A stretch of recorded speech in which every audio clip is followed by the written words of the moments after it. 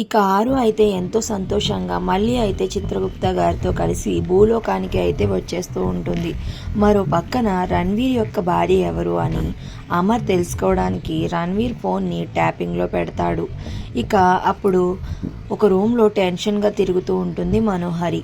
ఇక అప్పుడు మనోహరి అనుకుంటూ ఉంటుంది, అంజలి రణ్వీర్ని పిలవమని అమర్కి చెప్పింది. అమర్ పిలిచాడో లేదో తెలుసుకుందాం ఒక్కసారి అని తన చేతిలో ఉన్న ఫోన్ కాకుండా ఎక్కడో కబోర్డ్లో పెట్టిన ఫోన్ తీసుకుంటూ ఉంటుంది.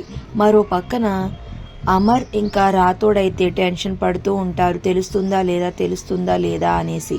ఇక మనోహరి అయితే ఆ ఫోన్ తీసుకుని దాని మీద రణ్వీర్ యొక్క నెంబర్ని టైప్ చేస్తూ ఉంటుంది. ఇక రామ్ అనే వ్యక్తి అమర్కి కాల్ చేసి, సార్ ఇప్పుడే ఆ ఫోను స్విచ్ ఆన్ అయింది సార్, జస్ట్ 1 సెకండ్ ముందే స్విచ్ ఆన్ అయింది సార్, ఒక 10 సెకండ్స్లో ఆ వ్యక్తి ఎవరు, ఆమె లొకేషన్ ఎక్కడ అనేది మీకు తెలిసిపోతుంది సార్ అని చెప్తూ ఉంటాడు రామ్ అనే వ్యక్తి. ఇక అప్పుడు అవునా రామ్, తొందరగా చెప్పు, ఆ మనిషి ఎవరో నేను చాలా ఇంపార్టెంట్గా తెలుసుకోవాలి, తొందరగా చెయ్యి అని అంటూ ఉంటాడు.